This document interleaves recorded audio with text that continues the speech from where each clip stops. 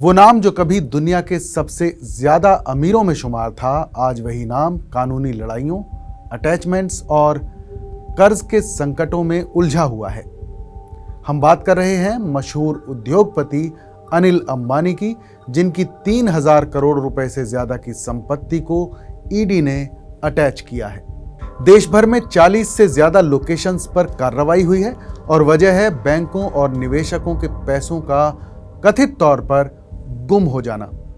नमस्कार, आदाब, मैं हूं फरीद अली और आप देख रहे हैं क्लियर कट।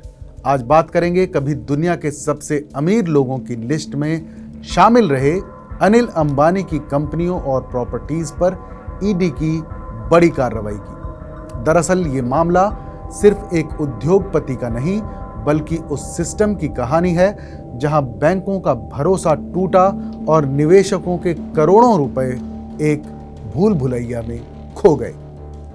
ईडी के दस्तावेज बताते हैं कि यह सिर्फ कारोबारी घाटा नहीं, बल्कि एक सोचा समझा फाइनेंशियल नेटवर्क था जिसके धागे सीधे अनिल अंबानी ग्रुप की कंपनियों तक पहुंचते हैं।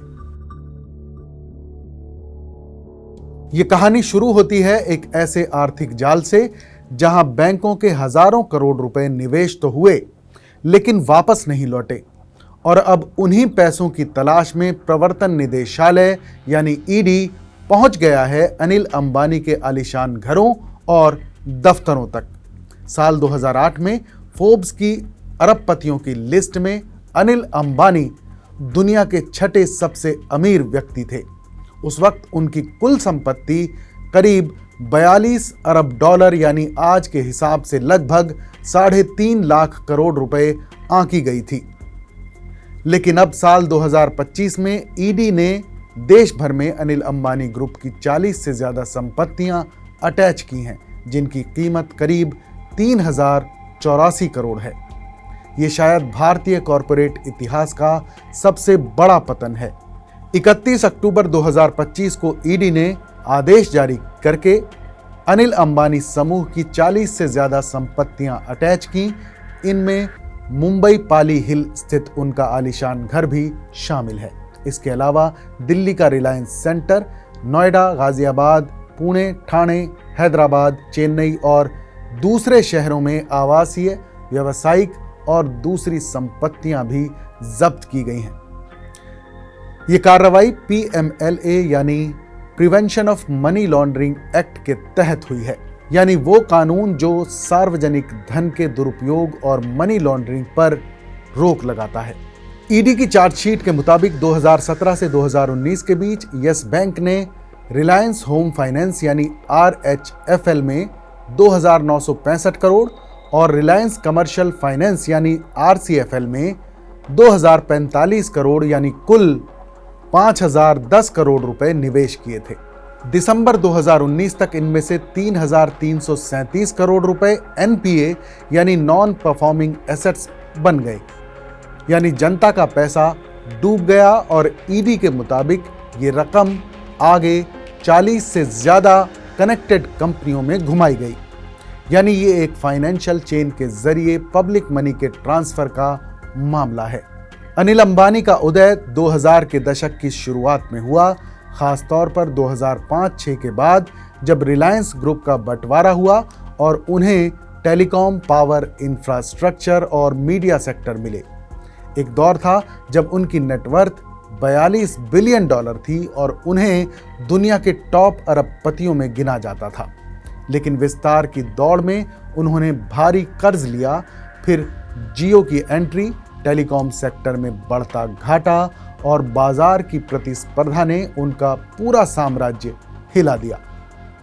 रिलायंस कम्युनिकेशंस यानी आरकॉम पर 30,000 करोड़ से ज्यादा का कर्ज था। भारतीय स्टेट बैंक यानी SBI ने इसका एक खाता फ्रॉड घोषित किया।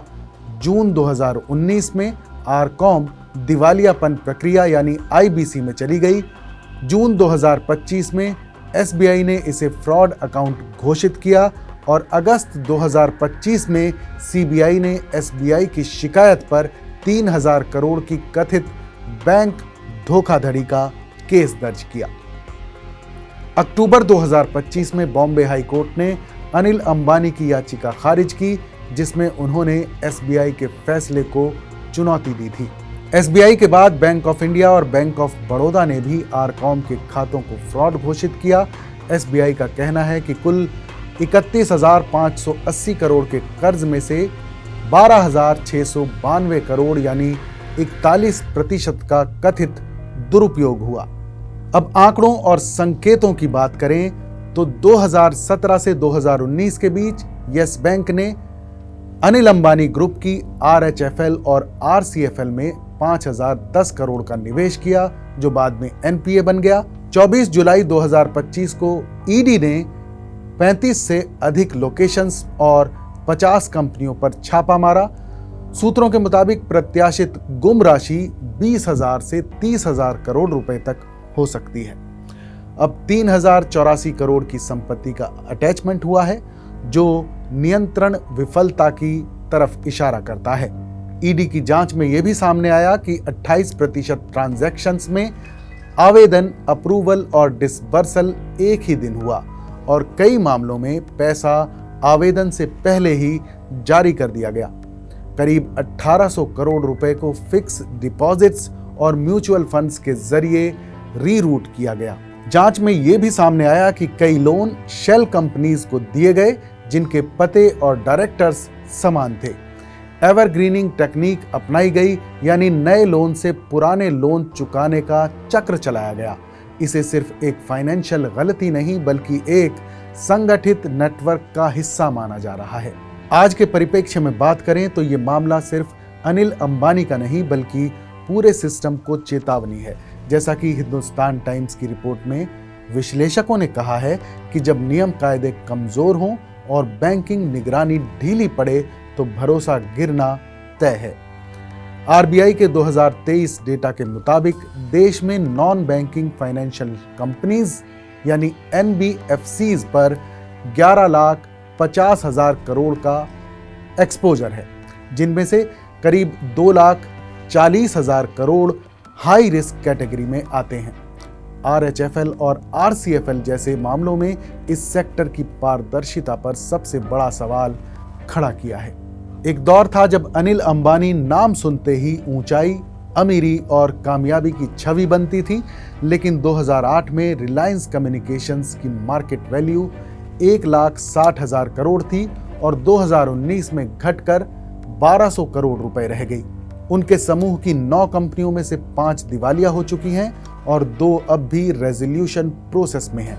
आज वही नाम सवालों के घेरे में है, लेकिन ये कहानी सिर्फ एक शख्स की नहीं बल्कि पूरे सिस्टम को चेतावनी है। जब बैंकिंग नियम और कॉरपोरेट गवर्नेंस कमजोर पड़ते हैं तो सिर्फ उद्योगपति नहीं बल्कि पूरा सिस्टम हिल जाता है। ईडी के मुताबिक अब तक अनिल अंबानी समूह से जुड़ी 13,600 करोड़ रुपए की फंडिंग संदिग्ध बताई गई है। अब सवाल सिर्फ ये नहीं कि पैसा कहां गया, बल्कि सवाल ये भी है कि इतने सालों तक सिस्टम ने आंखें क्यों मूंदे रखी थी। क्लियर कट में फिलहाल बस इतना ही। इस पर आपकी क्या राय है हमें जरूर बताइएगा, क्योंकि आपकी आवाज ही बदलाव की शुरुआत है। फिर मिलेंगे एक नई कहानी, नए मुद्दे और एक नए नजरिए के साथ। तब तक देश और दुनिया की तमाम बड़ी खबरों के लिए देखते रहिए TV9।